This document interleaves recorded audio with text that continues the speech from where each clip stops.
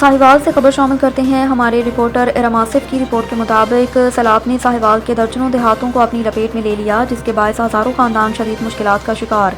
आवाम की जिंदगियां बुरी तरह मुतासिर हुईं। इस मौके पर उम्मीदवार सूबाई असम्बली PP 198 और राह हक वेलफेयर फाउंडेशन के चेयरमैन चौधरी सौकी रंजन की हिदायत पर सदर फाउंडेशन मियां बाबर सगीर और नूर समंद भट्टी ने साहिवाल के मुतासरा इलाकों का दौरा किया।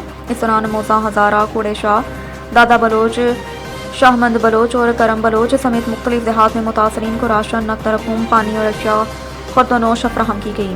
मियां बाबर सगीर ने इस मौके पर कहा कि राह हक वेलफेयर फाउंडेशन आजमाइश की इस घड़ी में अपने हल्के के मुतासरीन को हर मुमकिन सहूलत फराहम करेगी।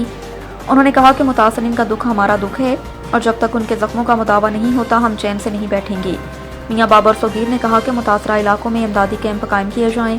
उन्होंने इंतजामिया की काविशों को सराहते हुए मुतासरा खानदानों से अपील की कि वो ज़िले इंतजामिया और पाक फौज से भरपूर तामन करें।